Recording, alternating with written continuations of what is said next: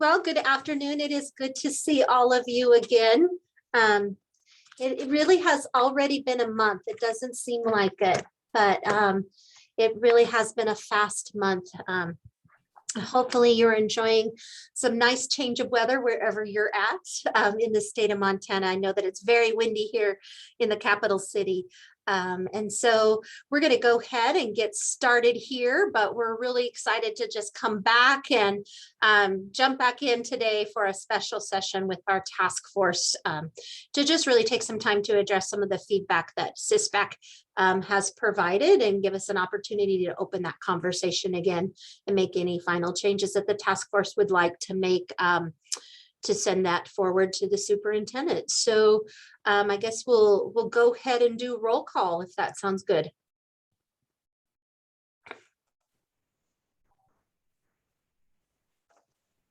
Sure. Did you want me to do that? That would be great, Tristan. Okay. Give me 1 second here. Okay. I've got some of our task force and the attendees that I'm trying to get. I can do that. I can do that. Oh, you got it. All right. So why don't we answer the question of what you've been up to in our little break? I'll start with Diane. Oh my gosh, you'll want to hear all about it. Let's see if I'm on mute. Yeah, I just got back late last night from visiting my 3 grandsons, ages 6, 5, and 2. So if I look tired and gray, I am. And Angela. Getting ready for the next 3 days of nothing but meetings over in Missoula. Board of Public Ed, Board of Regents, my EMA Council meets, Ed Interim Committee on Friday, and then of course the Brawl of the Wild on Saturday. Oh, fun. It'll be a good couple days. Yeah, it will be. Let's go with Sue. Okay, well, let's see, what have I been doing? I've been doing some late season hikes, getting them in before it snows up here, and picking up all the debris from the horrible weather we had last night, 60-mile-per-hour winds. It's very windy here too. It blew all my porch decorations away. Yeah. How about Dean?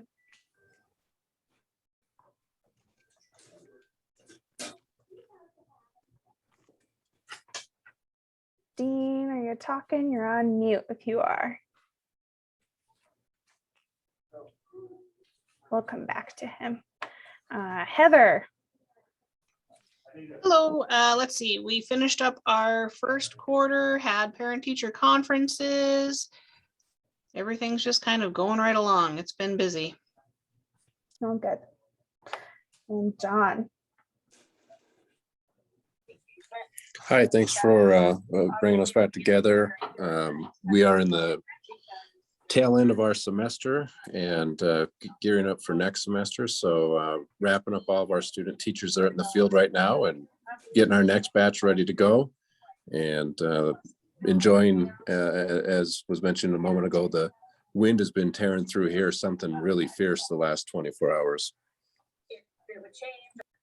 Yeah, I think that's pretty much statewide. Let's see, Jewel is next. Good afternoon, everyone. What have I been doing? It's gone quickly. Policies, reviewing a lot of different documents about our 57 review from CISPAC to all of our comments that we had previously. So just moving right along on education topics. Thanks, Joel. And McCall. Thanks, Tristan. I have actually been homesick, so working from my apartment today, but also getting ready for all of the meetings that Angela said, and lots of time for our board members to be in Missoula. Thanks. Feel better, McCall. I'm sorry you're sick. How about Mike? Yeah, the usual superintendent stuff. Finishing up teaching a class online for U of M. and helping get one of my sons organized as he moves from Spokane, nice and close to me, now to Baltimore, Maryland. So off to a new adventure. Yeah, that is a big new adventure. How exciting. Thanks, Mike. How about Sharon? Good afternoon, everyone. Cattle roundup and weaning calves. So my lifestyle is a little bit different than it used to be a year ago at this time, but still fun.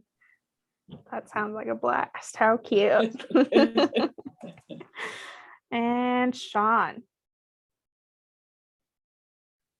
Okay, gosh, it's been really busy. Life's a blur, isn't it? And but things are going well at Carroll. We're finishing up the semester. We're almost there. Getting things done. I've been both my sons are. I think we're getting some of the program stuff worked out. One son of mine is going to probably end up in Greece, I think, next semester or next fall semester, and the other might be at Notre Dame next year. So we're getting those things lined up. And then, but the one thing is, I don't know if you guys heard, but a colleague of mine, Emmett Kuhn from Helena College, passed away about a month ago, and he was a networking person, and which was really a kind of a sad thing to happen. But the neat thing about that, he had about 6 classes he was teaching, and what was really cool about that is that a number of us from across the state, and it really makes you feel good. A number of us from across the state, from Missoula to Great Falls to Helena, to other places, stepped in and helped out and picked up those courses just to help finish out the semester. So it was kind of neat to see people coming together in those kind of trying times. So that's what I've been up to. Yeah, that's busy. Let's see. I think Val is next. Hi, everyone. Nice to see you all again. We are at mid-semester, second block of the fall semester at Great Falls College MSU, and it is windy, windy, windy in Great Falls. Nice. I think I've gotten everyone. We've got Crystal and Julie. Hey, everyone. OPI here. And then Eric Stiefvater from Region 17 is here joining us as well. Well, yeah. Hello, everyone. I'll go. I've been busy here in licensure world, as you all know, but also just got back from Vegas yesterday, so I'm freezing cold, and it was very big weather change, but we had a great time. And I'm excited to be together again. Julie and I have been working very hard on living in Chapter 57, and we're really glad to have this opportunity to share some things from CISPAC with you, and hopefully we can kind of finalize things. So Julie, go ahead.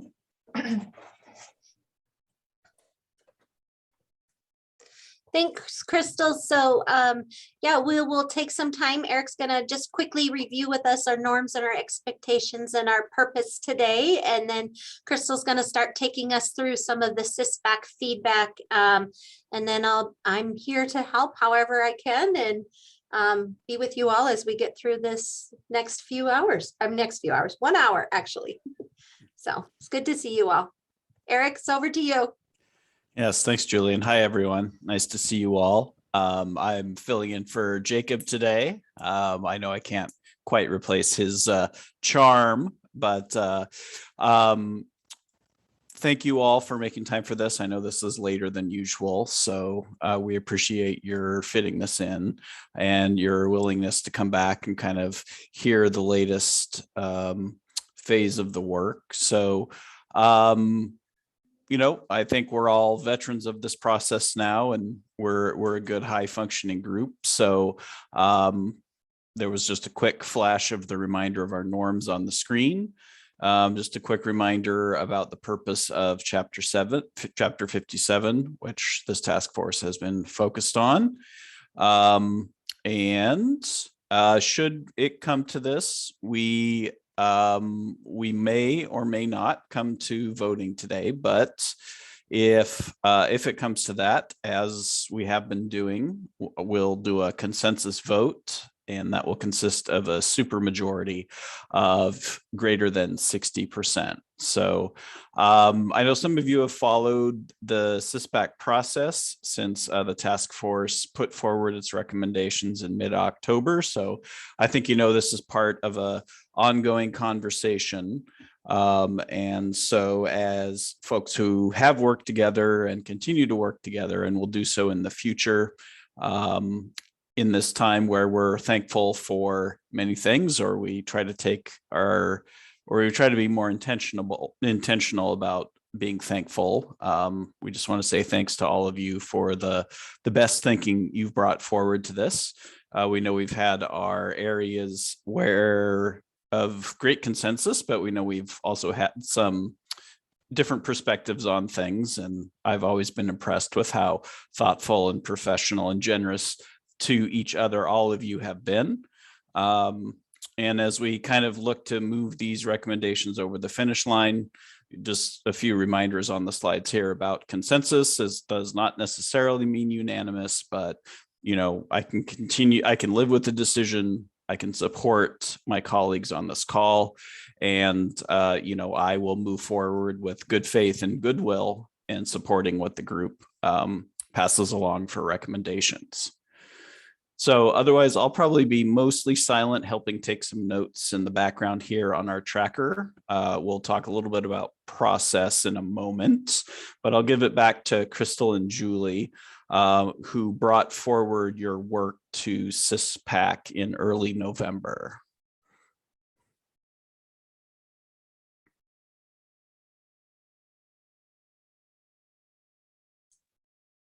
I don't remember who we said would do this, so I can just take it. So since we last met, I'm out of practice. We haven't rehearsed here. So, our last task force meeting together as a group was on the 14th of October. From that point on, and really the last week of October, Julie especially, and myself, but especially Julie, packaged up the task force recommendations for the superintendent and CISPAC. And by that, it's basically what we gave to you with the agenda in terms of the format. We had old language with the new language, task force recommendation, and if there was anything else to add, and that's how it was presented to CISPAC. The meeting was a very long meeting on November 3rd in the evening. We got through all the recommendations and had a lot of feedback and comment and public comment. And so that is why we wanted to get together to go over those things with you, see if there's any, like Eric said, any areas that we want to readdress. We might just be able to go through a few fast, and then there are, I'm sure, others that we'll want to chat more through. So the purpose of today is to take the feedback from the CISPAC meeting into account and have make any final recommendations for the Chapter 57 arm that will go to the superintendent. So it's really looking at it collectively, taking what we had and what was given at CISPAC and creating our absolute final draft. So the first thing we want you to do, and if you had the chance to do it, we gave to you that the tracker. I will put this in the chat as well. Sorry. If you could take just a couple minutes, and I'm putting this in the chat for you. And take a look at the feedback from the CISPAC meeting. Kind of thinking about areas of positive feedback or areas that we kind of just, got through and there was really no discussion. And then any areas that we would like to to address, questions, concerns. Obviously, there are a few big buckets that came up where you'll see a lot of feedback. And so we'll spend most of our time on those things, but we didn't want to exclude not only, smaller areas, but also the positive. There was a lot of work done by all of you, and a lot of great changes and things that will help Montana teachers. So there's a lot of I think kudos to all of you and coming to consensus on so many changes. So I'm hoping that link worked. If you could spend a couple minutes just to briefly look through the comments. and we will get back together. You can turn your camera off if you want, or I will let you know when 3 minutes is up. Thank you. And I'll just point out that the suspect feedback is in column F of the tracker. Crystal kindly moved all that over. If you need to interact with it in a different way, also the Word document that Tristan sent out with the meeting invite also includes a version of the tracker that also has the suspect feedback.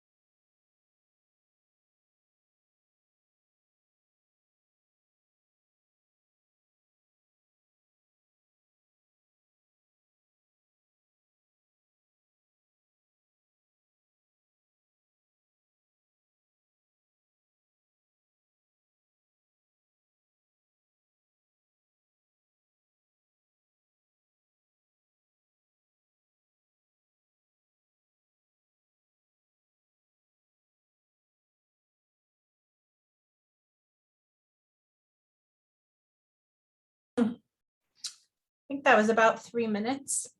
And so as I was thinking through this, we definitely want to hear your comments, your questions, your concerns, but that can also open a huge can of worms, I think. So prior to that, I just wanted to let you know to look at where we're going after this is what was on the agenda, where we listed the different areas where the comments really took place, and we're going to lead those discussions as well. So if we're getting through and we're talking in this debrief about something that comes up, I might interrupt and say we're going to address that after we have this time together, just so that we're not spending so much time here and then going to it again later on, if that makes sense. So if I say, we'll get to that, please, can we hold off on that? I'm not trying to be rude. We have a set amount of time for all those different areas that I know that many of you are going to want to talk through. So anything positive you see or questions or concerns, not really related to the agenda, but anything else that you want to point out, please go ahead and raise your hand, or go ahead and just chime in since we're a smaller group today.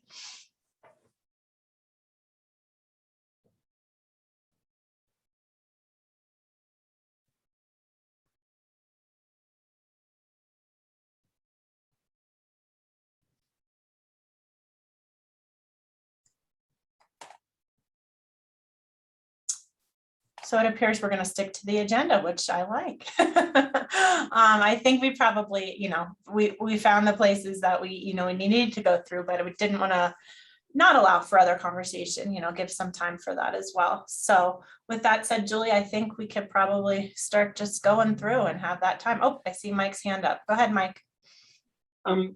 Just a quick question with the comments, with the notes that are there from CISPAC. So are all those that the comments are from, are they members of CISPAC? Correct. Yes, those Okay. are all members of CISPAC. We do not have notes on the public comment. That's why we attached the video if you wanted to watch that. So the notes are strictly from the CISPAC members in the meeting. Okay, thank you. Yes, thank you. Thank you for asking that to clarify who the people were. So we have two areas that I thought maybe we could start with, because I think we won't really need a lot of discussion around them, and it might as well just get them out of the way. And that's 1057-109. It was actually, I caught it as we were going through it at the CISPAC meeting, just language cleanup, because remember, this is where we just took from the notification for a hearing in 1057-6011, I think. And we just moved language over to go with unusual case so that we give the 30-day notice for those for their meeting. Well, it says hearing, and just language that really just goes with something. What am I trying to say? So it just, the language just didn't sound right for an unusual case. It sounded like a negative thing, like a, McCall, help me out. Not a deferment. It referred more to like suspension. Thank you. Suspension. Yeah. Yes. So we just needed to clean up the language so that it didn't sound like, a person was in trouble going forward as an unusual case. So just a few words, to take out. And I don't think we really need to discuss that. If you'd like to, by all means, but that is why it was brought up at the meeting. I was reading it out loud and kind of caught it like, oh, that doesn't sound positive. Like an unusual case is where, having somebody come forward and thinking that they may be able to get their license, not, get something suspended. So any questions or concerns, or, please feel free.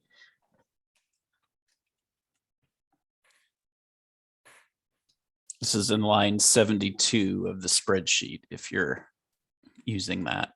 It looks like the word allegation is what was triggering. And I kind of I was thinking out loud while I was reading it. And so then it kind of created a conversation, but that's good. I mean, we were kind of editing it as we were talking. Go ahead, Sharon. So has there been a proposal for replacing that word?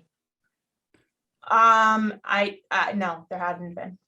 Sharon, I think what proposed was just to remove that section, that piece altogether where it refers to the hearing, because technically it doesn't go through the same type of hearing that a case would for a suspension or revocation of a license. So technically we could take that piece out altogether because the steps for those hearings are very different than an unusual case hearing. Okay. And I'm just going to assume that the attorneys from both parties looked at that language, because is that right? Or will look at it before it gets complete. Correct. Okay. And then I'm going to skip ahead to go back. The only other piece was 1057-434. And this was actually something brought up by school psychologists at U of M. And it was something that we had a meeting about and then kind of didn't get back to again until last week with how busy we have been with everything else, that I think it's just removing the word or. Julie, go ahead, and I don't have it pulled up since my screen's being shared. I can find it though. Yeah, so we're looking at, you guys, 1057-434. So if you go on your spreadsheet, we're down in the 200s. We're at 300s actually. I'm just going there. So if you're following along, it is. There it is. Yeah. On line 483 is where the language is. And so the part that they are recommending that an or be put in is between A and B. So to obtain a Class 6 specialist license with a school psych endorsement, an applicant must provide verification of current credentials as a nationally certified school psych. So a current credentials or completion of a specialist level degree from a NAS accredited school psych program, which include a 1,200-hour internship, of which 600 hours were in a school setting.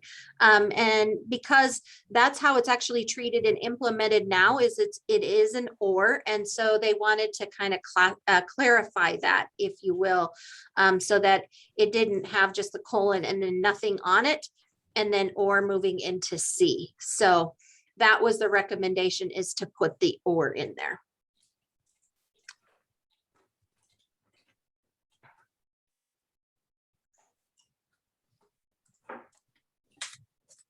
Questions about that?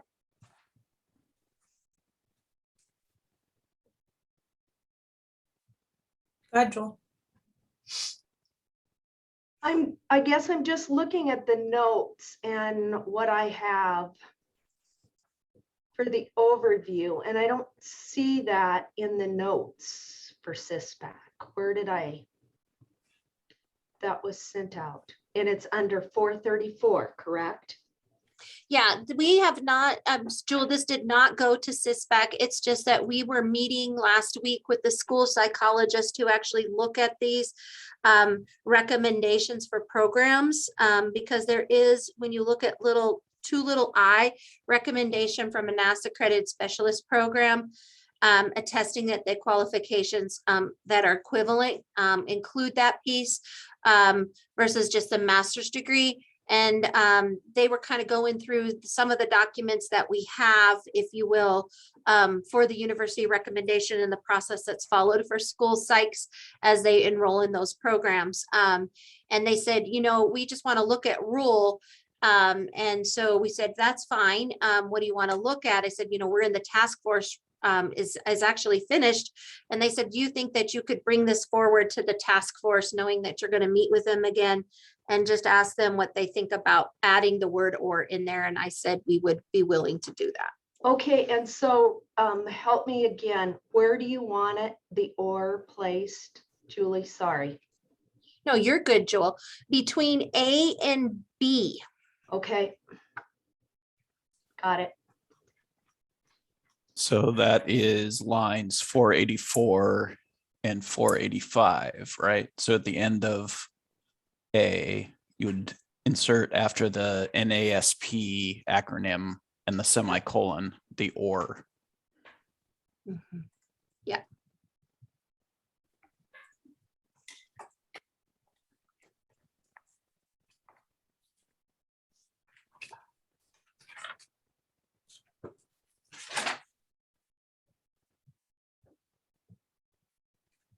Go ahead, Sharon. And you guys have been treating this as an or this whole time anyway? Yes. Okay. Mm-hmm. Okay. Yeah. So it's just kind of a language cleanup, if you will, Sharon. And I just didn't want you guys to then put these recommendations forward to the superintendent and not, tell you guys that we were adding that word, which is very powerful. It's 2 letters that has a lot of power, actually. So, yeah.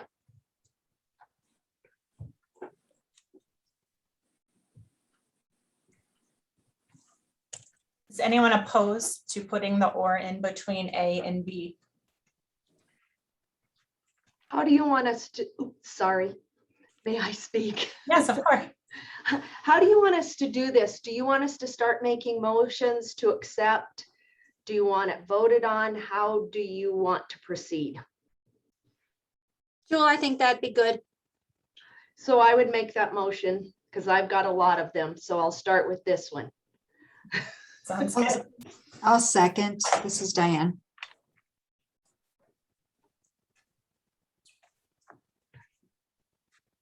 Okay, maybe we should do it as, is anyone opposed to making the change on this item on line 484 to actually add the word or? If you disagree with that, speak up or raise your hand.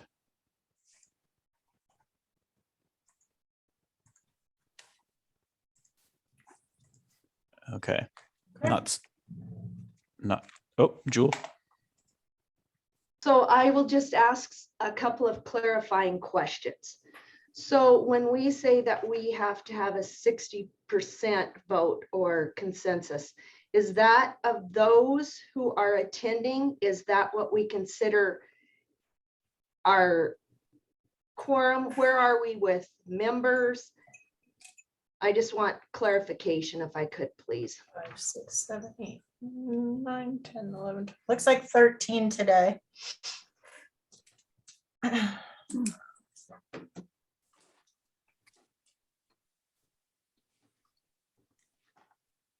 Okay, thank you. Like Val and Sharon. Okay, and then we'll, go ahead. Go ahead, Val. Hi, thanks. So I did have the pleasure of watching the 4-hour video, which you are right, was very, very, very, very long. And it came up, and I don't see it in the notes or the questions anywhere, which it could be, and I'm just not seeing it. But one of them, or a couple of them, raised the question of how we were voting and if the whole task force was involved in the vote. And so it kind of made me think, is there a way, whether it's electronically or email or whatever it is, that we, like SurveyMonkey, that we could have, like, it's just strange to me that we have 12 or 13 or 14 on the line where we have way more than that in the task force. So if we're going to give a recommendation from the task force, could we maybe not do the whole task force? Does that make sense? Maybe I'm not saying it right. No, you had me until the end. So what I heard was that to do like a survey to get everyone else's input. Exactly. So that when, everyone so else's vote. so when we give a recommendation from the task force, it is from the entire task force, not those that are present. Okay. I think that's a great idea. We just haven't done that, with any of the other meetings. So I'm not sure how to address that. Sharon, what do you want to add something? Yeah. Okay. My question is much like that. And I guess I further would say, I think that voting while we all had a chance to gel over what the discussion was is very important. So I think it's really important, in order for this task force to move on, for you guys to be able to have a vote of the people who are there then, instead of dragging it out for, okay, when the rest of the task force has a chance to vote, maybe they can vote later. I think that would really mire you folks down. On the other hand, if we are going to have votes, I think it's just important to make sure that we have a quorum. So, and I guess my question partly is, what is a quorum? Because I'm not really sure what did our task force end up with as membership, so that for you guys, whether it's safe to proceed today with votes. I don't know if that helps out, but. And Sharon, this is Julie. I know that many of the days we've had votes where we had 12, because I remember one being 6-6. So we have voted before when we had 12 members, and we're at 13 today. So we would be where we need to be in order to conduct the votes today. And this is based upon the consensus. Okay. So how if we have many 13, how many are on the task force then? Or, I mean, how many participants are there?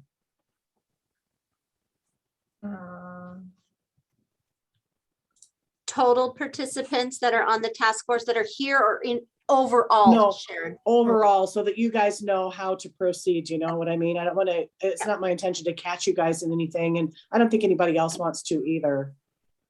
So I'm gonna pull up for myself, I can count the document that we sent to you, the overview, and it listed everybody there. So let's see. 1, 2, 3, 4, 5, 6, 7, 8, 9, 10, 11, 12, 13, 14, 15, 16, 17 task force members. And we're sitting at 13 today. I think I got 4. Let me double check. Do we have 13, right? 1, 2, 3, 4, 5, 6, 7, 8, 9, 10, 11, 12. We've got 13. So yes, we're good. So if we have, so you guys, if that's 60%, right? If we need to reach that 60%, then that would mean that we would have to have, I believe, 8 out of the 13 would have to vote to meet our 60% today. Okay. This But is yes, Diane. we are there. Yep. I have a quick question. I know we started out with many more members, and I realized some actually did withdraw and explain why. But I didn't hear from all those who were first listed that they were withdrawing. Can you explain how we ended up at the final number on the task force? I want to be certain that we can explain to folks the numbers and the requirements for voting so that we're all clear.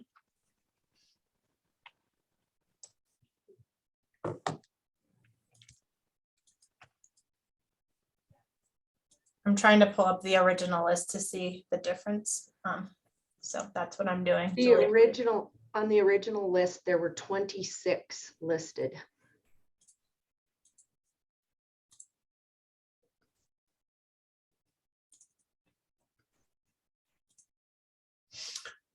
Based on attendance, I took attendance every week that we had it, and there were several that never showed up to one. I can count 1, 2, 3. And then there were 1, 2, 3, 4 that only came to one meeting.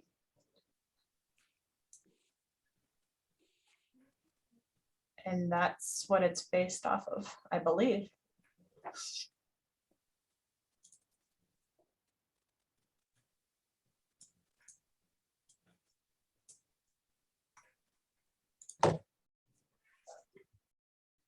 One, 2, 3, 4, 5.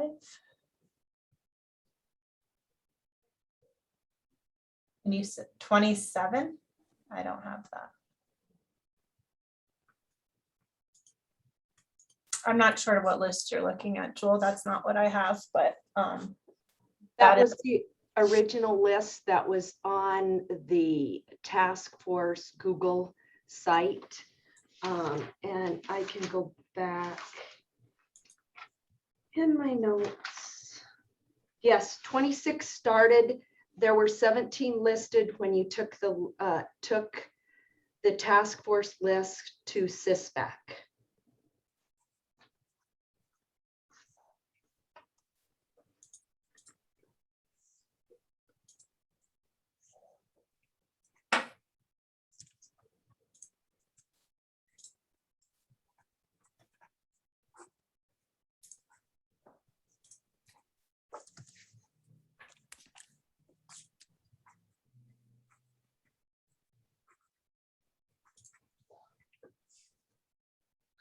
So in terms of like you guys, so the task force, Crystal, like you're, indicating that, we have 17 that have been with us the whole time, correct?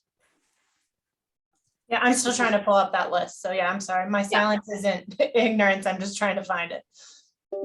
Threw me for a loop here. So I'm looking for it.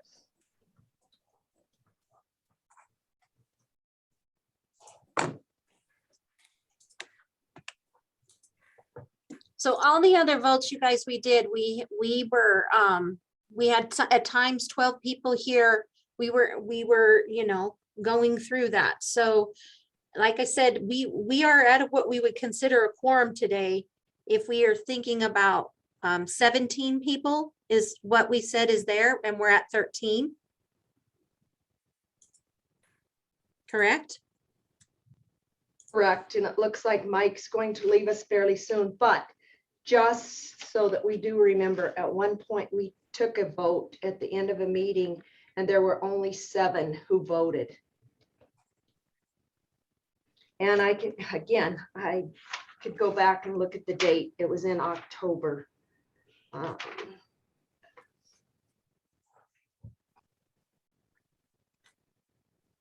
I am looking at the list now, and I can tell you that 1, 2, 3, 4, 5, 6, 7. I'm not sure why Tammy Lacey is even on it. 8. There's 8 people that have not been to a single meeting from that list. So the list that Jewel is referring to compared to what was published on CISPAC. So that's a total of 8. 8. And the number that Joel has is that 26, Joel, did you say? Yep. Okay, so then we used 18. The name that, there was one name that came to 2 meetings at the beginning and then didn't come the rest of them, saying that it didn't work with her schedule. I did get that email. So that would have been one that I could have been, but was never never took a vote because we didn't vote in the first 2 meetings.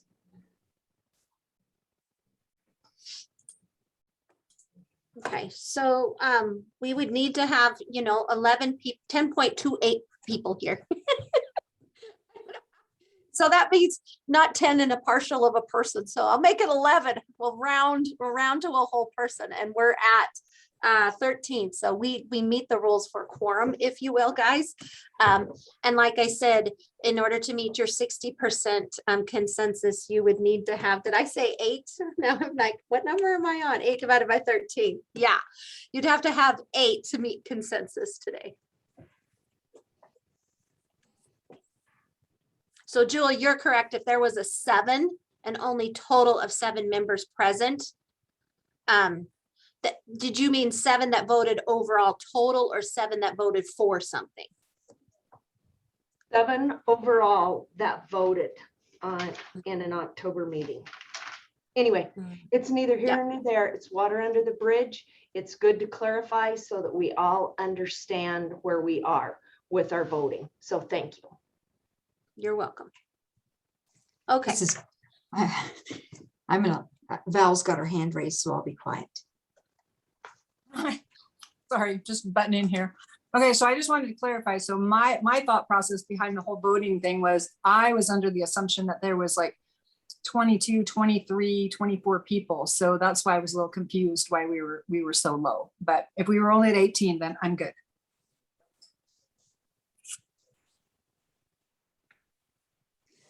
This is Diane. I won't be quiet now. I know at the beginning of our PowerPoint that we talk about a consensus and that we're all going to support the consensus. And I'll just let you know in advance, there are issues that when MFPE reviewed the document in total, we have some comments that we will make. And I don't want our organization to be seen as out of step with the work that's been done. We appreciate that, but in retrospect, looking at the entire document with CISPAC's input, we have additional input as well that I'll be mentioning throughout the document.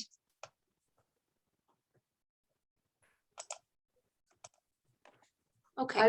I will echo that same thing. We took our comments to CISPAC as some education partner with our education partners. So we will be adding some different parts as well. So thank you. Okay, so why don't we get into the document? Let's get into the work and keep it moving, I think is the thing to do. So we have time to have these discussions.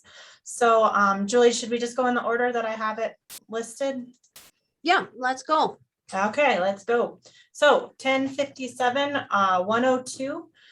There are a few things that got brought up. Number 1, the definition of education preparation program. And I know Julie has some things to say about that. 2nd, year of its successful teaching experience. It was asked that we have a definition for portfolio. If we were including that language, what does that mean? And what we mean by EPP courses for GPA. So I will pull up the tracker, I think, to see those notes. Well, if you all have it in front of you, I guess I don't need to. But let's start with the definition of education preparation program. Julie, go ahead. Yeah, so you guys, the question here is around the and or pieces there. So when you're looking at the tracker, oh, perfect. Yeah, if you could pull it up, that'd be good. All right, close your eyes. Sorry, close my eyes. It gets We're on line 8 right in there, right? Mm-hmm. So the question becomes, you guys, around the word and or, and what we mean by accredited educator preparation program. So Oh, Can you see it? so an education preparation program that is approved and accredited by State Board of Education or a state agency.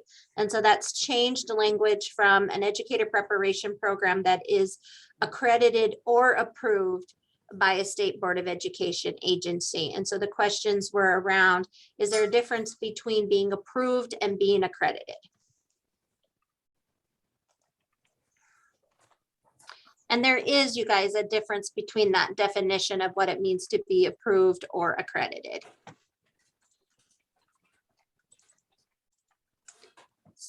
Go ahead, Sharon. Okay, so we did vote on that, right? To be and, isn't that right? Yeah. So I admit to being a little bit surprised then when it went to CISPAC that it was asterisked. And there was a note from OPI about it being or. So I guess I want to clarify.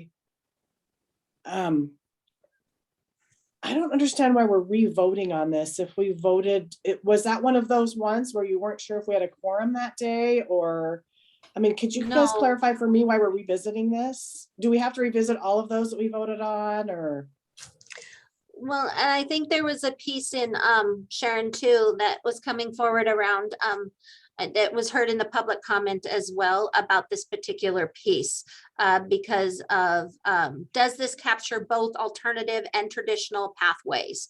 And is the and like how is it read and why did we change it within the rule? So there were a lot of questions that were coming in around that. So that's why we're just sharing it with you and why we shared it with them. Okay, well, I guess So we I'd like don't have to reiterate- vote on it. That's all Sure. up to you guys. Yeah. Well, if the and is in there the way it was, I guess there's no reason to, I think that's the way we voted it forward. And to me, that does ensure quality. I'd like to state, I guess, that putting an or in there does mean that you're opening the door to some very, very quick teacher licensure programs that exist around other states in the nation that I do not think that we want Montana to be considering for quality educator programs. I know that Dr. Atkins, I think, commented on that at CISPAC, that he would really prefer that it remained accredited, that there was no reference at all to or approved by another agency. That was a comment that I got. Now, I didn't listen fully to the other public comments, but I would like to speak again in favor of the word and, which I believe ensures quality.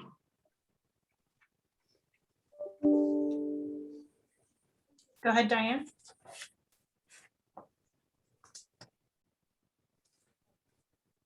I apologize talking while I was muted.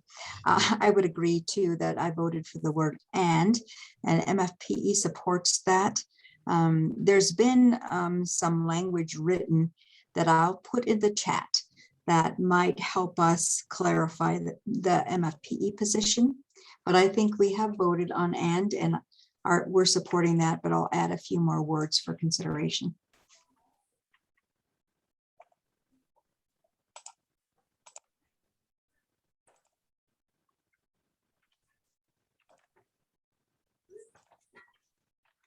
Sean? Oh, you're muted, Sean. Oh my gosh. Okay, there we go. Boy, Julie, you and I had a conversation around the Class 2A license, speaking to the definition in 102. 102, and I think it's 102 2A, if I recall right, or 2B.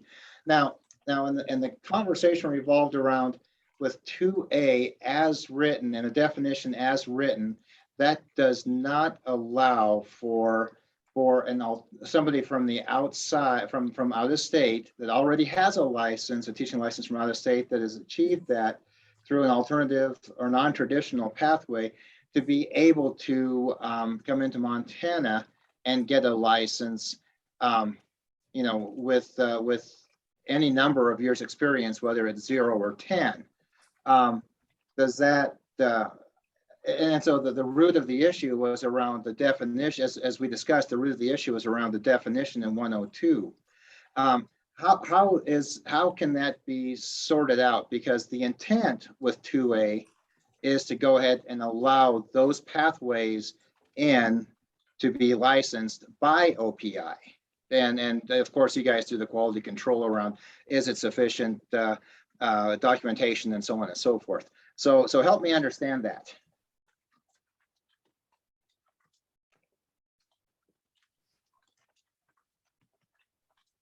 So Sean, this is Julie. I guess I'll share.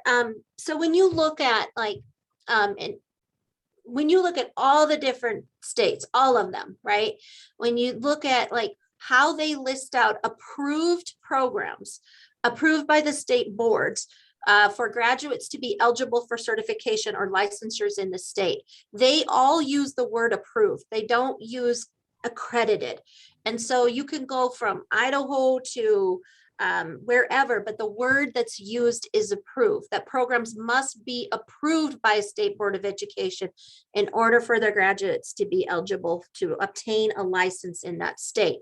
And then what they do from there is, an approved, you guys, means like that you've met the basic requirements to get that licensure, which what what Sharon was mentioning about when we talk about accredited. So state approval and accreditation are not the same. State approval signifies that institutions have met the requirements that lead to licensure that are established by the state, versus accreditation of an institution is a threshold of quality, if you will, that's been assigned to them.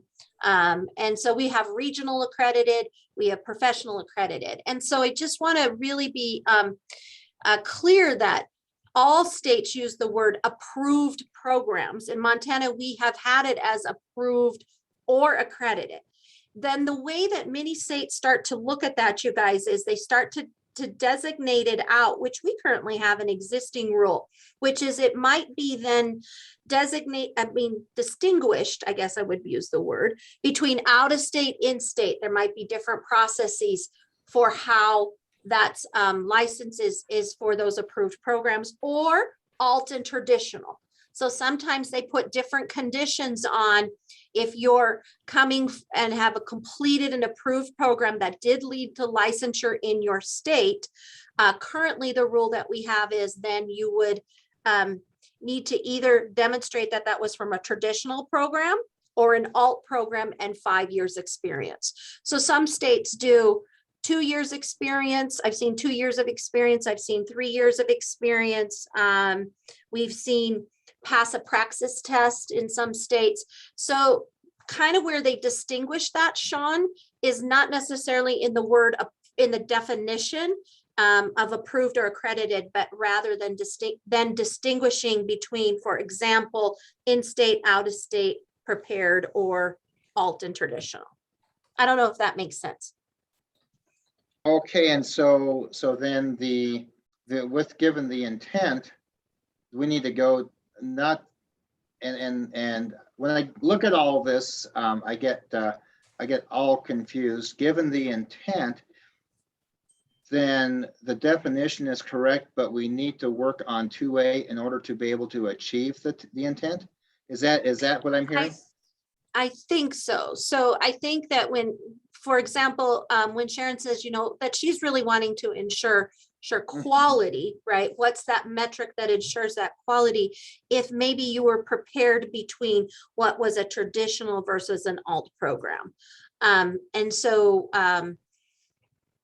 when we had kind of put that piece in, that had kind of changed. So I think that's what the discussion is where do we capture that piece that Sharon's bringing up? Where do you Jewel, think is the you place have your hand up? Where do you think is the place to capture that? I don't know. I mean, different places, definitely. But Jewel, Jewel has her hand up. I'm going to let Jewel speak. Yeah. I'm just going to muddy the waters some more because, as you well know, in 410, our language we want to present has to do with, from out of state, a current standard unrestricted out-of-state educator license. So I'm not sure, if we'll have to circle back and have more discussion later. I just want to put that out there, that because that is the language we're going to propose on 410. And so just so So we're Jewel, are you talking about for the alt, that the alt would need to be that you have to hold a current unrestricted out-of-state license and something, or? We're going to basically, I will make a motion that has to do with the elimination of our language regarding mentorship and induction from what we have for chapter 57 and putting that back into 55. So that basically will change 2A, 2B. And so there will be some changes. It'll basically go back to a standard license and provisional license. And that, again, those discussions need to be had in what will occur in the change of definitions. Maybe something that we need to talk to. If it fails, then it will not probably make changes, but if it passes, there will be further discussion. I'm just throwing that out there.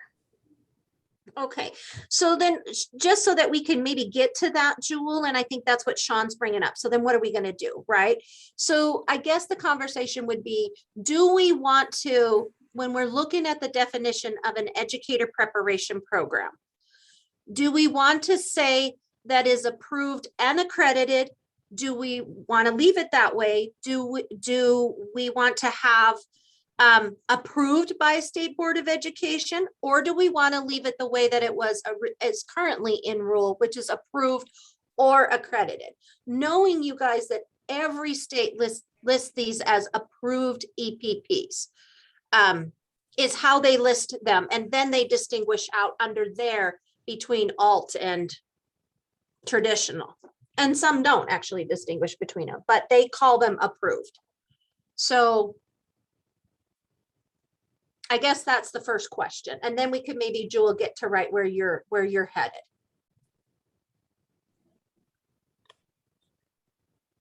Go ahead, Sharon.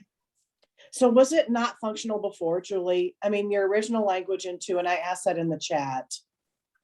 Was it functional before? No, that's okay. It was functional before. Yep. Okay. With approved or accredited, but putting the and in there is not going to make it as functional. So, okay. Was there a reason that you wanted to change before, though? I mean, you've been operating, do alternative pathways fit on the way the rule was the original language? Is it because we removed in-state and out-of-state language here? Is that what the? If you look at the way we block proposed the language, Sharon, I'm sorry, that's okay. in 410, Sharon was, we did not, we do currently distinguish between traditional and alt, right? We currently have 3 pathways. We've got the traditional, the national board, and the alt, right? Right. And we kind of removed that in 410 to treat all the programs the same as long as they were approved by a state to lead to licensure, regardless if they were alt or traditional.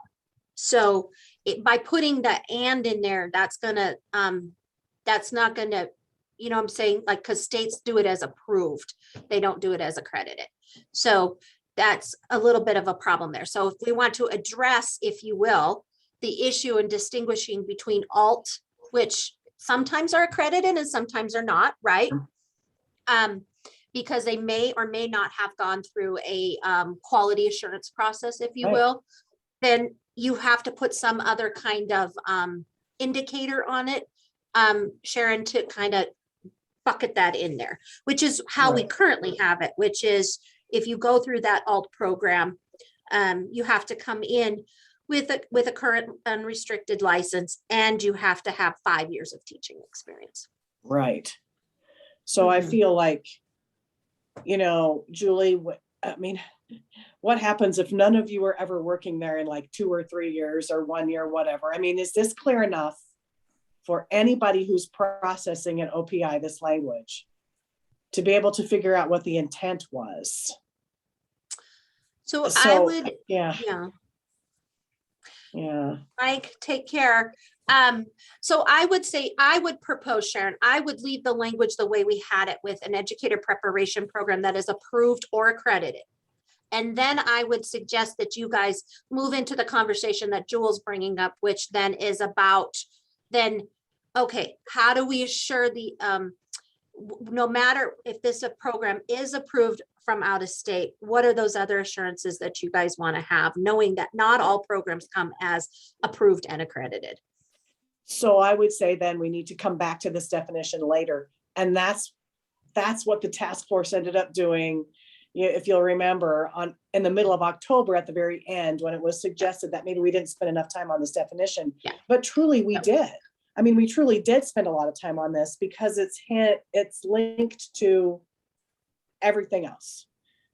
So maybe we do need to revisit that. And I guess you'll know that every time I make a decision here, it's, but does it ensure quality?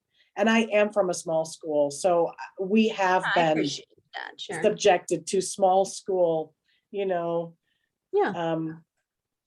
retention and challenges, recruitment, and okay, thank you. So let's then, Jewel, do you want to then share what you're thinking about? I think Angela has her hand up. Thank you. Sorry, my little yellow squiggly up there, barely visible. Really great conversation. So part of what I heard public comment on, and part of what I think I have echoed on that conversation about approved and accredited or approved or was the notion that we hold out of state providers to the same high quality standards that we hold our in-state EPPs to. And each of them, to my knowledge, is fully accredited. Now I realize that some of them are CAPE, some of them, but all of them are at least State Board of Public Ed accredited. So I think that there is that, and maybe John would want to speak to that. And then while I have you here, I would also like to speak to what Jewel just mentioned as far as the mentorship and induction piece. And you know that I was very vociferous in my advocacy that it belonged here in 57.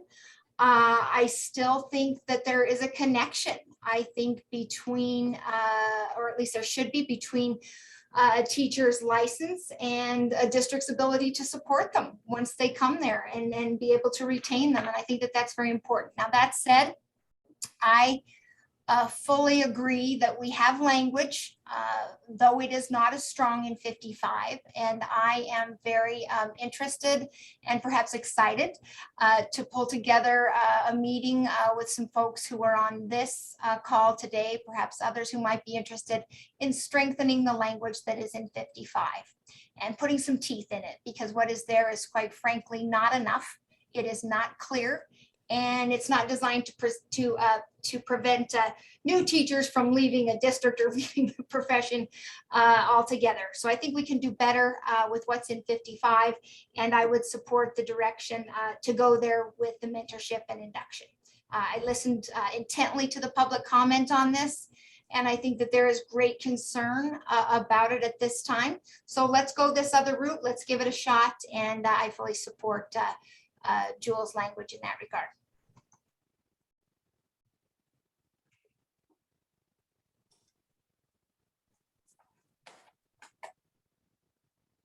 So Jewel, over to you. Do you want to talk about and pull up the mentorship piece and the language that you're want to bring forward? Yes, so our changes are based on the fact that we want to look at 1 year of successful experience working in an accredited K-12 being acceptable or an adequate assurance for an initial license. Let school districts determine who in their pool of candidates they're willing to hire and recognizing local control. At this point, and in looking at some of the tenure in different states, and especially with California, teachers are tenured in 2 years. We would like to put the language in that we would like to have it hold a current standard unrestricted out-of-state educator license with at least 1 year of experience or successful completion of requirements. And we need to talk about that language and how it will look different once we've removed the tiered language. So we had initially, and to CISPAC presented that language within our newly recommended tiered 2A, 2B. So anyway, if we want to go back to original language, that's where we're headed with the language. So I would make that motion that we look at pursuing an unrestricted, a current standard. I want to make sure, because we need to have that in there. A current standard, unrestricted, out-of-state educator license and at least 1 year of experience. And we can put accredited from an accredited K-12 district.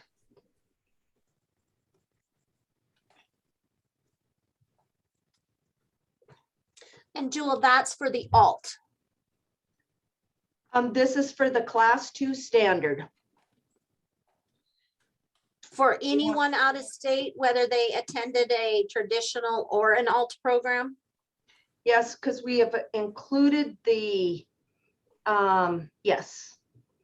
Oh, well, let me rephrase. It's a bachelor's degree from a regionally accredited college or university and completion of an accredited professional educator or an EPP program. So it was in the initial one for a class 2 standard license. So just regardless of if they are alt or regardless if they're traditional, because what I'm asking is, Jewel, like if someone attends and goes to an out-of-state college, University of Wyoming, and they do their student teaching, they go through a full traditional program. Currently in the state of Montana, they could apply to Montana and not have any years of experience because they went through the traditional route. So you're saying that yes, even then they would have to stay out of state for a year? No, they would be allowed to come in without any teaching experience. Okay, okay. Thank you. I just wanted to clarify that. So what I think you're saying, just so that I get this correctly, you are saying that you want to go back to capture me if I'm okay there, Joe. So you're saying, one, we need to have a conversation about the mentorship because you want to remove that mentorship tiered 2A requirement and the 2B and just have a standard 2. So that's the first thing. And then the second thing I hear you saying is you're recommending that there be a standard teaching license for traditional remains the same. You got to do whatever those requirements are that we've proposed. Your student teaching, attended a regionally accredited EPP. And then you're saying for the alt, that if they go through an alt program, they have to have 2 things is what I hear you saying, Jewel. A unrestricted current standard teaching license and 1 year of teaching experience at a K-12 accredited school. Correct. And so how that is different is right now, those 2 things are in place, except for it's not 1 year, it's 5 years. Okay. And okay, so what would you like to, which piece of those two pieces would you like to tackle first? Okay, so I think that we need to take a vote. Sorry, may I speak? I apologize. So I would like to start with, I make a motion that we remove the mentorship and induction portions in chapter 57.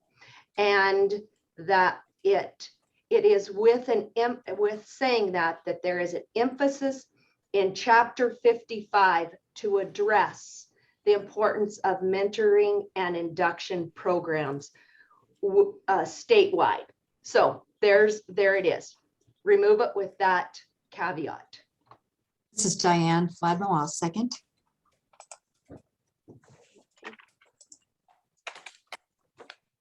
All right, Eric, you want to take the vote?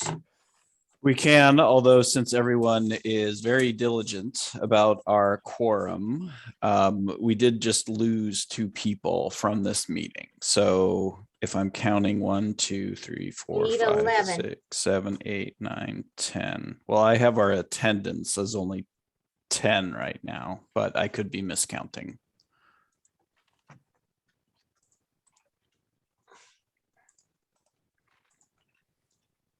You are not miscounting. We have 10. So did we lose 3 people? I have 11. We lost Sue and Mike. So we should have 11. So let me count again. I've got 1, 2, 3, 4, 5, 6, 7, 8, 9, 10, 11. I got 11. I also have 11, Julie. Yep. Okay. So we're at our quorum. No one leave, Jewel. Tell them you got to do your vote first. And I want Okay. to, just so that my notes are correct, Jewel, you are proposing that we remove the mentorship and induction portions in chapter 57 with an emphasis in chapter 55 to address these programs in the state. Does that cover it?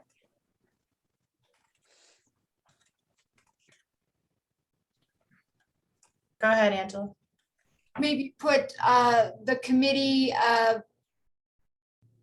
or committee members agree to examine chapter 55 language in this regard to better support educator recruitment and retention. Something like that. Okay. And we do have 11 now. John, I think, left and came back, so we weren't going crazy, Eric. So, this, as others have pointed out, this task force did vote to include this earlier. So this is a pretty significant and substantial vote. Maybe we'll need to do a voice vote just to make sure we're clear. But is everyone comfortable in proceeding with this vote? I think we need to clarify that because there were some legitimate questions about quorums and our 60%. So I don't think we want people to feel we have not adequately prepared for that, or that the vote loses legitimacy. So Sean, your hand's up. Yeah. The mentorship piece is a good onboarding practice, especially for those that would be, we'll see where class 2A or class 2B goes versus class 2 as a whole. But regarding mentoring, mentorship piece, that's a good onboarding practice. It helps those new folks be successful. Now, with that said, as is proposed, then to take and my verbiage will be incorrect, but to take a more in-depth look at this in chapter 55 and to really promote this. What does this mean to really promote this? Because we can talk a lot and never do anything. What is the intent around promoting this within chapter 55? If you see what I mean, and if I got my verbiage correct.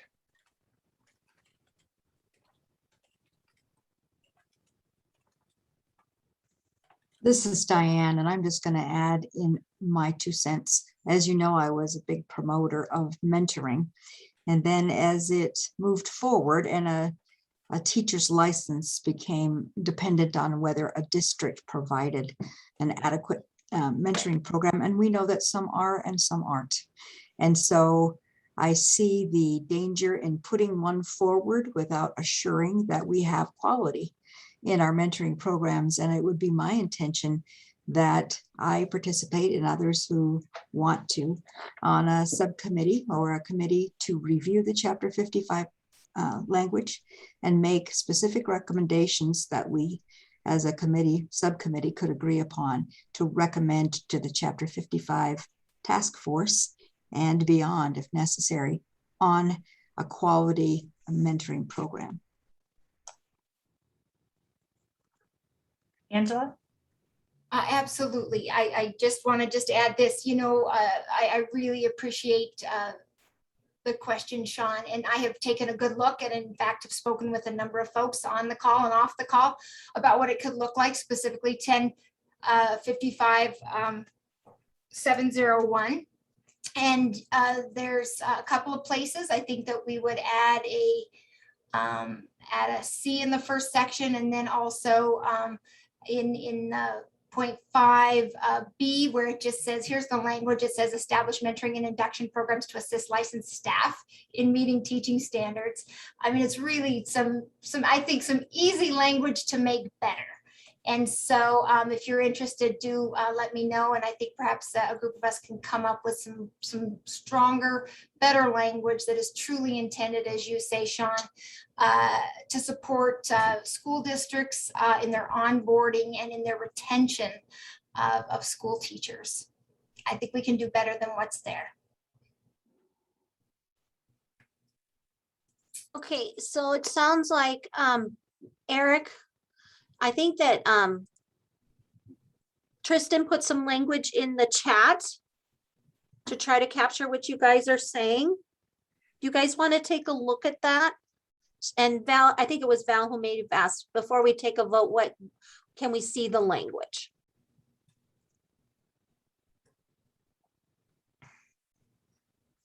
Does that capture it the way it's written in there, or do we need to change anything before we make a motion to vote? Are you guys seeing the chat? Can I ask a question right quick? Of course.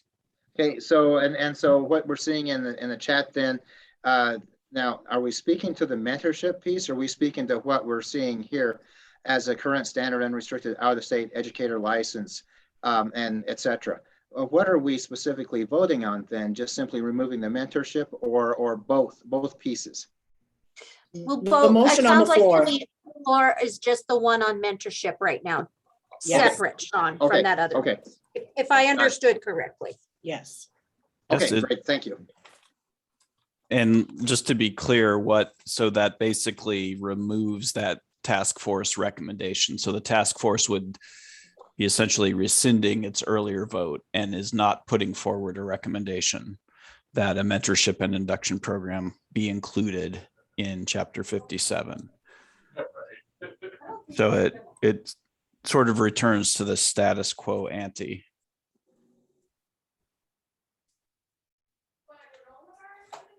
If I John may. had his hand up. And I think Sharon as Yeah, well. and this is kind of what happens when we thought we were making a recommendation to CISPAC that was not just real. I mean, we thought we were done, and then we put it back to CISPAC. So what's happening now is, we've now opened up quite a few items here that we thought were closed, and now they've been opened up again. I mean, I think the task force is okay with continuing work based on public comment. But this is kind of what happens when I think this task force thought they were done when they made the recommendation to CISPAC. I certainly did, but I don't know, Julie, maybe you can help me out with that. But Eric, that you're speaking to exactly why there is some confusion here. Yeah, Sharon, I think that, we presented the recommendations for the task force to CISPAC, right?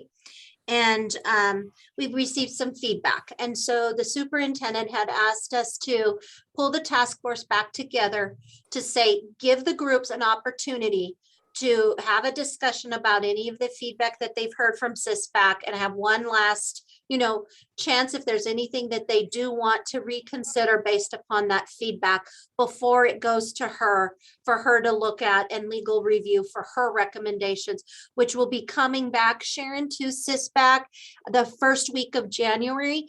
And then the superintendent's recommendations are going to go to the Board of Public Ed. I think it's January 13th. I have it on my last slide, but that's why we're having this discussion today, Sharon, is because there was so much feedback and so much discussion, both from SISBAC and from the public comment, that it was like, okay, one more opportunity to come back for these kinds of considerations before it goes to her for her final analysis of, did the task force want to have any changes to what they've recommended, or do they want to keep them as they are?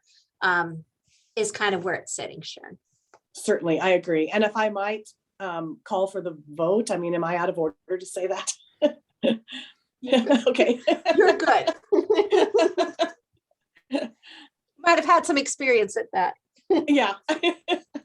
Well, and it sounds like some members of this task force, hearing at SISBAC and hearing input from others, maybe have reconsidered or receive some other information that maybe has led them to think, well, maybe I might want to rethink this. So, this is it's a complicated process, but what you're basically doing is you're saying that now we're revisiting the mentorship and induction, and you're would be effectively rescinding the earlier decision to recommend that a mentorship and induction program be put forward, which is fine, and we're not casting aspersions on that, but it is what it is. And so, yes, I think we probably should we should make sure we have our count, and then we probably want to do a voice vote just so that we're very clear how people are voting. So, Tristan, I could take notes, or I could read off names, whatever. Eric, go ahead and read off the names. Okay. Yeah, I'll take. Okay, I'm gonna look at the gallery. All right. So would you be clear on, Eric, before you do call the name? Yes means what and no means what? Okay, so a yes vote means that you vote in favor of Jules' motion, that we remove the mentorship and induction portions in Chapter 57 as they were, which the task force put together, with an emphasis in Chapter 55 to address these programs in the state to better support recruitment and retention. So remove the mentorship and induction portions. If you support that removal, then you say yes. If you do not support that removal, then you vote no. And I need to get back to the chat here. Okay, so I'm just going to go down my list of folks in the gallery here, and the top of my list is Sharon. So Sharon. I vote yes. You vote yes. Okay. Next on my list are our OPI folks. So next I have Sean. Yes. Okay. Next on my list is Angela. Yes. Okay. Next on my list is McCall. Yes. Okay. Next on my list is Erica. Yes. Okay. Next on my list is Jewel. Yes. Okay. Next I have Diane. Yes. Okay. Next I have Val. Yes. Okay. Next I have Heather. Yes. Okay. Next I have Dean. Yes. Okay. Next I have John. Yes. Okay. That's all I'm showing, and that's 1, 2, 3, 4, 5, 6, 7, 8, 9, 10, 11. Okay, that's 11 out of 11, and that's unanimous. So the task force has voted to remove its recommendation that mentorship and induction be included, and that it stresses the importance of mentorship and recommends it be brought up in the context of Chapter 55. Okay, Okay. Eric, let's go then to that next piece that Jewel had in there. Jewel, do you want to kind of come back to that and re-stress what you were bringing forward that you have in the chat there, please? Yes, so we're even going to further that based on the comments I made previously, that we put in there that for a standard teacher's license, that it can be, they can hold a current standard unrestricted out-of-state educator license and at least 1 year of experience from an accredited how did I put in there? An accredited K-12 district. I'm reading bits and pieces because I put the other language in what was 2A and 2B. So I didn't put it in the original language. So trying to go back to that. Okay, I think we probably want to make sure we have the exact wording so folks are crystal clear on the proposal and have been able to ask any questions they may have about it. Yes, so it is in the chat. It says a current standard unrestricted out-of-state educator license and at least 1 year of experience in an accredited K-12 school district. This is Diane. I have a question. 1 year of experience, is that defined as 0.5 of an academic year, or how is that characterized? Can someone help me on that? I would say that we are looking for a full FTE, not what it currently is at a 0.5. So we want a full year. So we may have to change that in definitions if it's agreed to.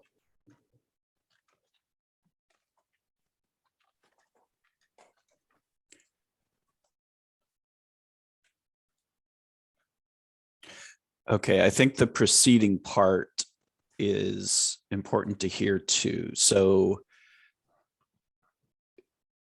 it's for the class 2A. Julie, I think you had summarized that part of it. So the first part of the sentence would be, or the first section that would stay in place is,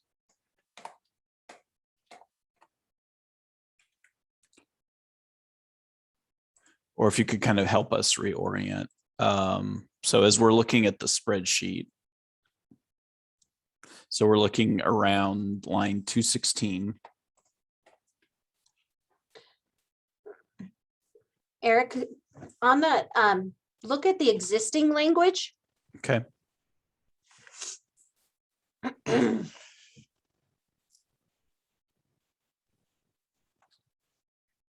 Okay, so are you starting at line 221 where it says to obtain a class 2A standard teacher's license? Or are you? So is that the existing, that's not the existing language, right? That's the recommended rule changes. So I was looking for the existing language, if you will. And on the existing language, it talks about a class 2 standard teacher's license shall be valid for a term Or of 10. Yeah.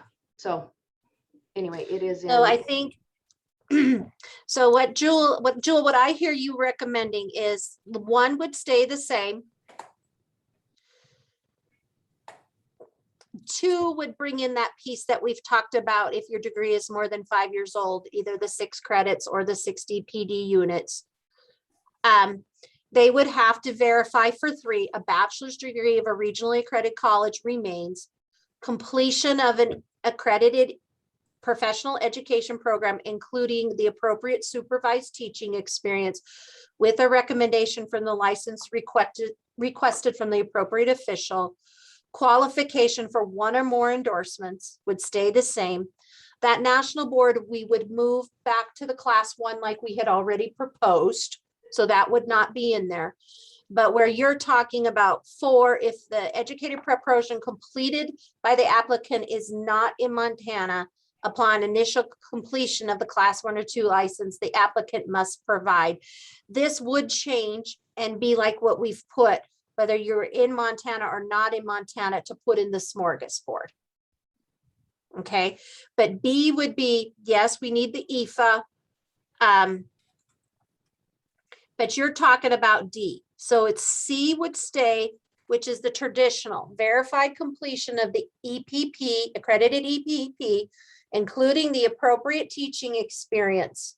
And then comes the or. So Jewel, where you're recommending these changes right now is to almost go back here to D for an alt, which says verified completion of an educator prep program, a standard current unrestricted out of teacher license, and you're proposing that rather than 5 years, this goes to 1 year.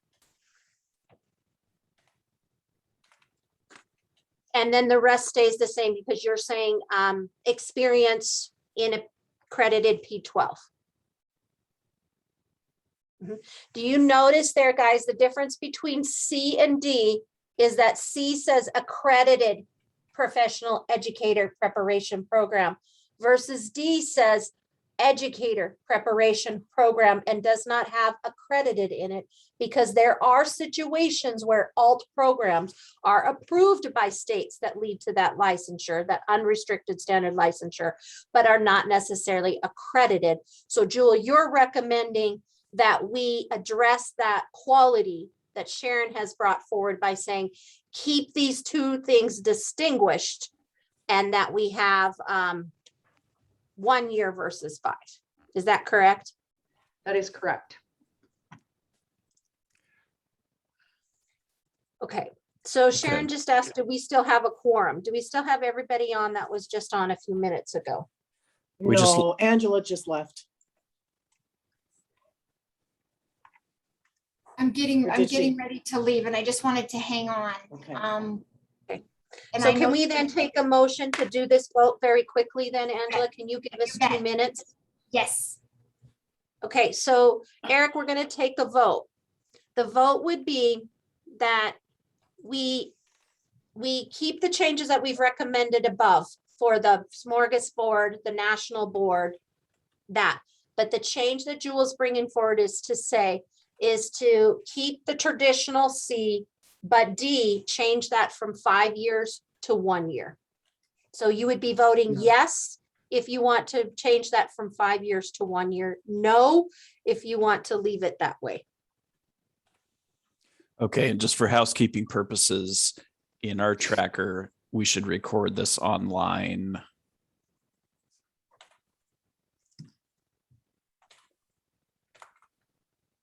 Okay, Jewel, do you want to make a motion?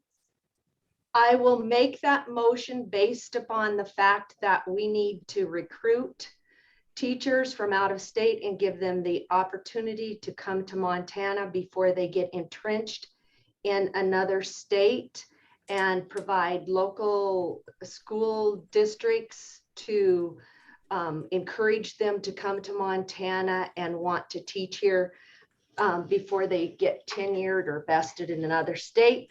There is my motion to change that to 1 year. Okay. We have a Does lot of anyone second the motion? We have a lot of hands up now. Erica seconded, but we have Diane, Sean, and Sharon have their hands up. Okay, Go ahead, Diane. Sorry. Can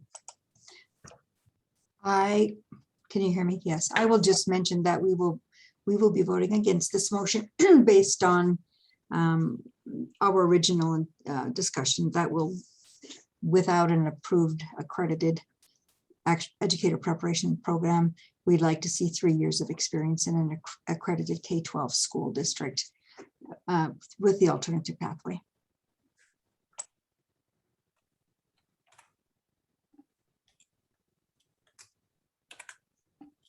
Sean? Okay, 2 points, 2 quick things. So 2 quick questions. With removing the mentorship, doesn't that effectively The first question, removing the mentorship, doesn't that effectively eliminate 2A? Is that correct? That is correct, Sean. Okay, so 2A is gone. Okay, so then, and my understanding then is, and correct me and help me understand better. So based upon our discussion, Julie, my understanding was that typically alt programs out of the state, in order to become a license, those teachers are actually teaching while they are getting their licensing. And I might be saying that a little bit incorrectly, so correct me, please. And then if that's the case, then why, then let's think about the 1 year versus 3 versus 0. So first, I think the first part of that question is, what kind of experience are they getting as they're going through the alt program? Are they effectively teaching or not, or did I misunderstand that? And then the question beyond that with the years. So Sean, it is true that in many alt programs, to even be eligible to enroll in an alt program, you are contracted teacher. And then you're supervised, if you will, have like a mentor who's working with you while you are completing the coursework and teaching at the same time in many situations, yes. Mhm. Okay. So if that's the case, what's the difference between 0 years and 1 year?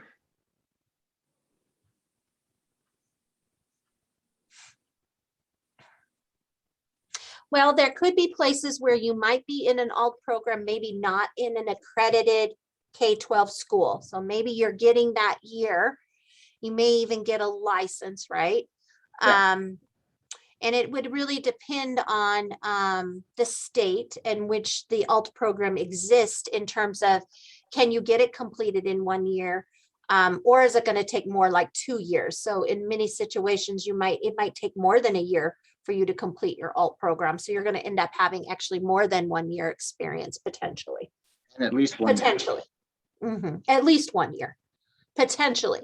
Now, I don't, I can't guarantee that would be at a accredited K-12 school. But they have a license, a state given license. Right. But most of the time, Sean, this is where this gets tricky because these verbs, all these words matter, right? So a current standard unrestricted out of educator license. So many places, in order for you to get that, if you're in an alt program, you're probably on like what we have in Montana, what we call a class 5 or a provisional license. Most likely you're in your programming, you have a, if you will, a restricted license, meaning a license that can't be renewed. So in order for you to have a current standard unrestricted license, most likely you will have had to complete your program. Okay. Okay. Right. So And you'll then have have a year of experience, which may be within your program or without your program. Okay, so if I'm understanding that, people are coming in with experience as you've defined already. So again, my question then would be, why 1, why not 0?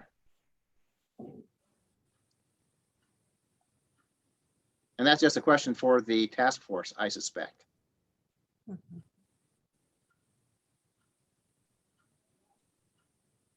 Thank you. Thank you very much.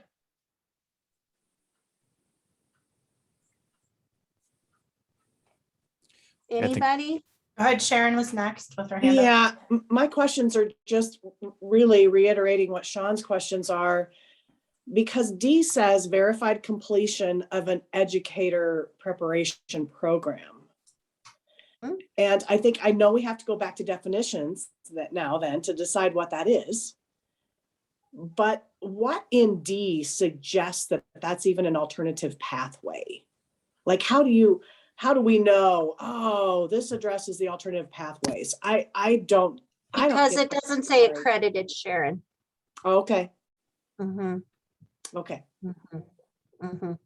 So you would have to complete a program. So that would have to be the first check. Okay. You'd have to hold a current standard unrestricted license, which is the Got it. second check of quality, in my opinion.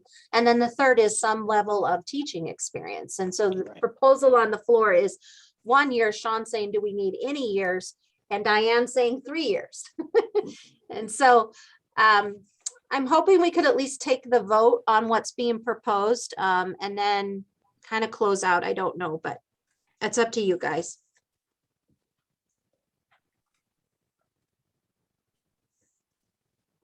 Somebody Can I else. say I'm not sure that we're clear enough to,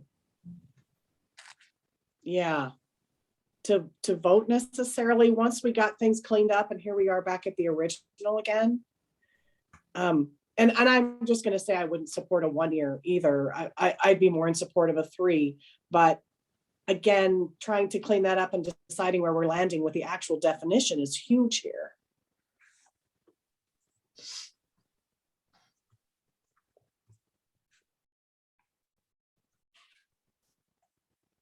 Go ahead, Sean.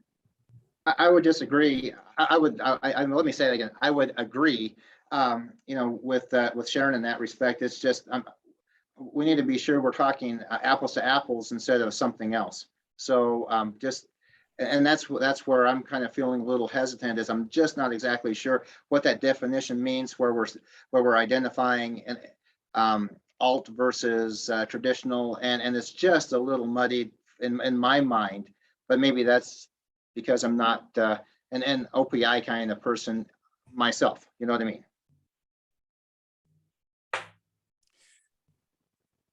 So there is some discussion in the chat about if this group should reconvene and pick up this conversation there. I don't know if that necessarily is possible. I think if we don't take action on this, probably the existing, well, as Sean pointed out, the removal of the mentorship and induction program generally. Well, we need to go Just- back now and completely rewrite what it looks like because we've completely changed it. So yeah, I mean, it's going to take looking back at the language, removing the 2A, 2B. So we're gonna, yeah, I don't know. I mean, Yeah, I know we're asking, like, we're going to lose Angela in a second here, and Yeah. we're asking Yeah. folks to stay for overtime here. Yeah. So in terms of, I mean, we could possibly craft language and then, I don't know, do a vote by survey gizmo or something, or well, try and we to, also didn't address, we only addressed 2 things out of the entire agenda, which Okay. is pretty So common. let me, McCall, go ahead. Thanks. I was just going to ask kind of a clarifying question maybe to the process, but I mean, is the superintendent waiting for this task force to make these changes before she decides to make her recommendations? I mean, Yes. I think right, we did our work. We made a bunch of decisions early on. She's heard at least this back's response. They didn't take any, they didn't make any approval or action or anything, but I guess I'm just trying to understand what she needs more from this group to make her recommendations. Yeah, that's where she's at. I think she's gonna, McCall, go forward and do that. So that, I guess the point is that we wanted an opportunity to come back to you all with that feedback from CISPAC to see if there were any further changes that the group wanted to make prior to before her going in and making her final recommendations. So that's kind of where we're sitting. Yeah. So she's kind of waiting on us to be sure that we're where we need to be. But, we don't have all the time in the world. We need to get that up there to get reviewed by legal and get her recommendations so that we can get this stuff to the board over our holiday time. So that's kind of what we're trying to juggle. So we have 2 hands raised. Is that correct? And I know. Go ahead, Angela. Oh, you guys, I'm so sorry, but I do have to go. And I guess if we could come together, for a meaningful amount of time, maybe 3 hours, maybe the week of the 29th, if you could get out a doodle poll or something like that, make sure that we have a quorum. We can, maybe seal the deal on any of the remaining concerns that folks have, and then process it on to the superintendent. That would be my suggestion. And then I think if we did it that week, it sounds like it would lend itself to plenty of time for the superintendent to consider the changes made by the task force. So that is what my recommendation would be at this point. and then I have to go. I'm so sorry, I can't stay on. No, you're good. You're good, Angela. Thank you. So sorry. Bye, everybody. Thank you. Yep. So I think that's kind of where we sit, guys. It's looking like we got to get this done quickly. Next week's going to be not a really doable week to do it. Angela's saying November 28th. I will take this forward to the superintendent, the deputy superintendent, and tell them that unfortunately we're not there. We just want one more opportunity to come together. That we have some that we could already say, you know, are ready, that the task force has those recommendations that are ready for consideration. We just have a few others that kind of need to be finalized, right? There's some that are already ready to go. We just have a few we want to clean up on. So just before we close out, are you guys okay with one more meeting? We're okay. Okay. All right. And then, what are the ones that we have to get to if we could just agree to on what we have to cover in the next one? The definition, right, of EPP, correct? Can I get a thumbs up just visually, you guys? Okay, so definition of EPP. Crystal, can you pull up that agenda from the meeting really quick?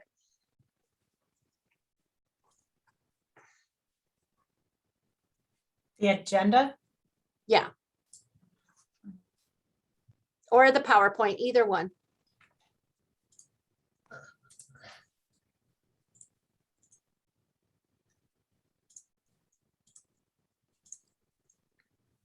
Okay. Do we want to talk about the successful teaching experience or portfolio or EPP courses, or can we just kind of move forward with coming up with a definition?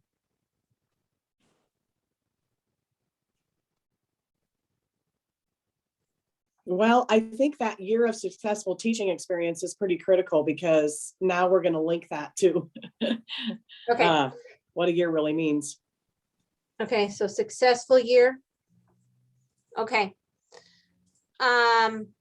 What about reciprocity for military spouses? The conversation from CISPAC was to look at taking off dependents.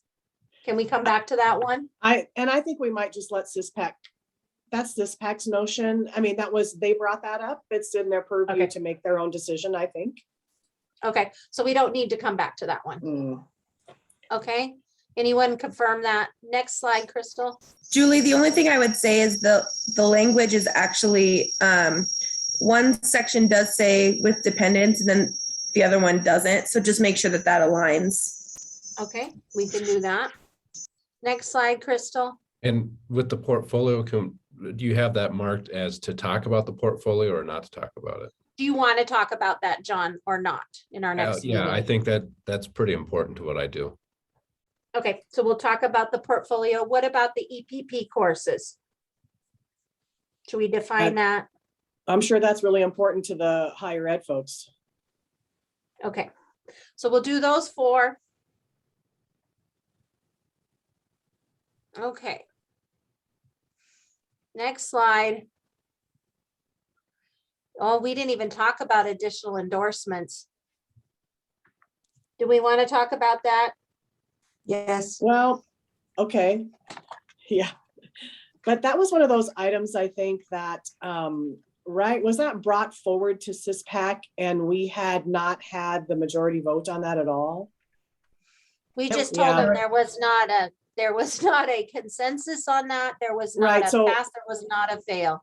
And I'm not sure that then that means that we should have brought it forward at all. I guess I was unclear from the first slide about, you know, we bring forward those ones that have a pass, but we don't bring forward the ones that didn't. So, I mean, I guess we can talk about that again, but yeah.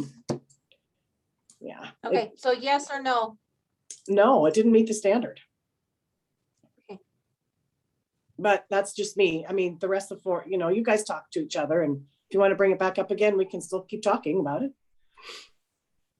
I think the problem is that it says and or right now. And to move forward, it needs one or the other. Okay. Okay. Yeah, point taken. You're right. Okay, so we'll take it up. Where did we Yes, land? yes or no? Are talking Either about way, it? guys.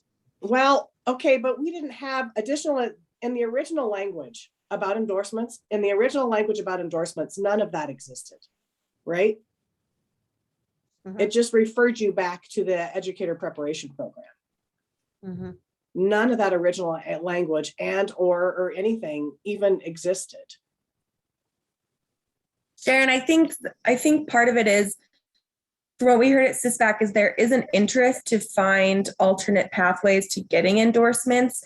I think part of the issue is praxis by endorsement a good way to go, or should we somehow align those other two pathways for licensure, the GPA and the portfolio, to also include that for endorsements?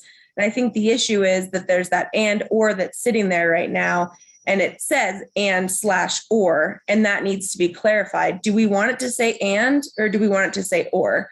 So I think this group should make that decision. If we're going to be talking about this, I think that's probably one of the biggest areas that needs to be cleaned up. If that was something that CISPAC wanted from us, then that's fair point. We do have Sean has had his hand up for a bit, and then Jewel has her hand up. Oh yeah, just a quick thing. I think it's a great thing to come back to this. You know, it's really as the tiered structure with 2A and 2B currently stands proposed. It's really problematic leaving that language as is, or just leaving the language as is without some.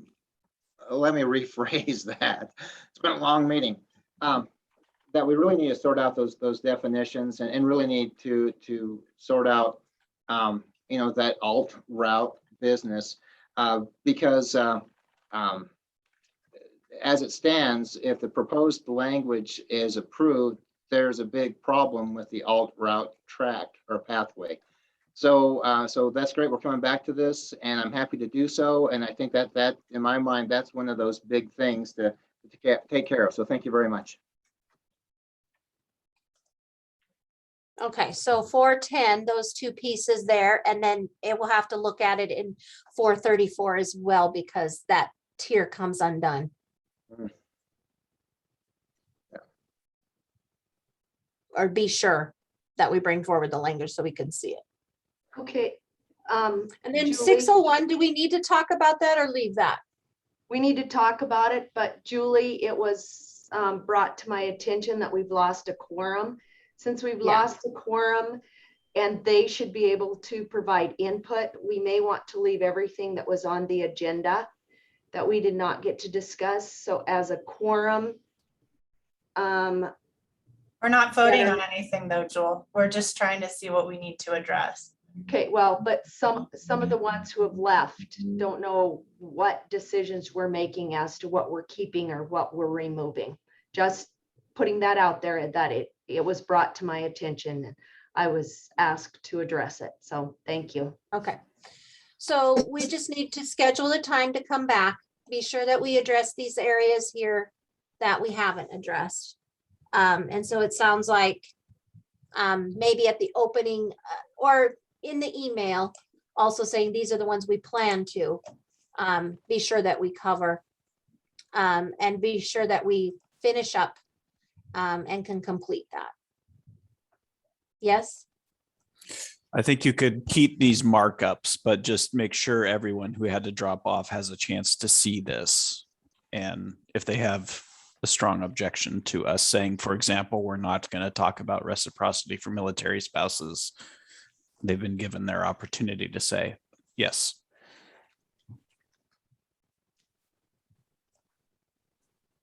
Yes, and in that regard, I would want those folks that stuck with us and to be clear that they have an opportunity to feed into the discussion that they didn't hear about what needs to be on the table for the next meeting, so that we're fair with all folks, and they're, because they left on time, they're not excluded from the discussion on what. yet Okay, needs so to be let's just addressed. stop this conversation and we'll just have everything that we did not address from the agenda on the next agenda. And then from there, we can say what, if there's something we don't need to look at, because we don't have another 12 hours to go over all of this. So I think we'll just leave the things that I'm taking off are the things that we said, like the unusual case, and the psychology that we've already revoted on. Mentorship we're taking out. Those are the things that we did when everyone was here.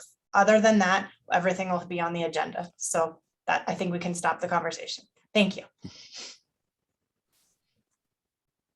Okay, you With that guys. said, what, I mean, do we need to say a date? I mean, people are on vacation, it's around a holiday, and we need. No, this the done first week we'll be getting back together. I know it won't be possible until the week of the 29th.